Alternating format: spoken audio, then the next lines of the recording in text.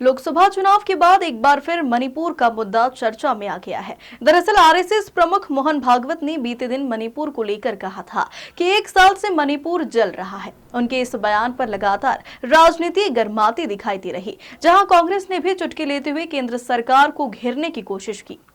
देखिए, निश्चित ही जिस तरीके से भारत में मणिपुर राज्य में निरंतर संघर्ष बढ़ता जा रहा है, वहाँ की जनता परेशान है, त्राहिमाम कर रही है और देश की सरकार सो रही है। देश के प्रधानमंत्री महोदय के पास मणिपुर जाने का समय नहीं है।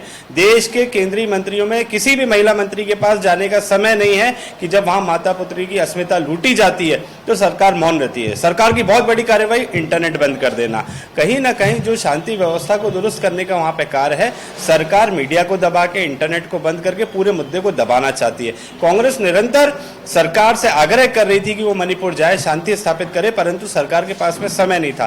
कांग्रेस के वरिष्ठ नेता श्री राहुल गांधी वहां पैदल गए, वहां लोगों से मिले, लोगों की परेशानी को समझा, तब भी भाजपा नकारती रही कि मणिपुर में सब शांति है।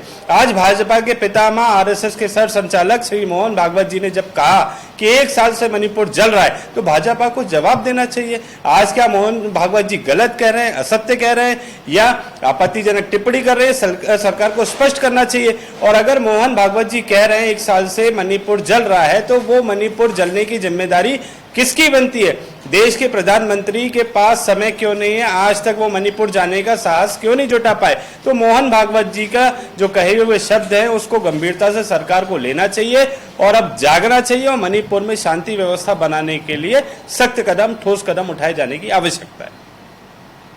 मणिपुर जल रहा है, इस पर जरा ध्यान दें।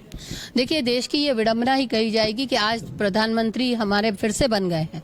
तीसरी बार प्रधानमंत्री बनने का वो जश्न मना रहे हैं और ऐसे में हमारे पूर्वोत्तर राज्य, जहां पर मणिपुर में लगातार दंगे हो रहे हैं, महिलाओं के साथ दुर्व्यवहार हो रहा है और अनेकों ऐसी घटनाएं आ रही हैं जिनसे हमारा सर शर्म से झुक जाता है। अगर पूरे परिवार में एक भी व्यक्ति दुखी होता है तो हम पूरे देश में जश्न नहीं मना सकते।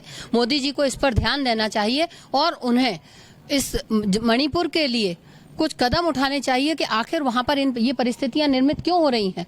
और मोदी जी का ये ध्यान न देना, उस पर कोई भी बात न करना, ये दर्शाता है कि वे इतने आत्ममुग्ध हो चुके हैं, उन्हें जनता की समस्याओं से कोई लेना देना नहीं है।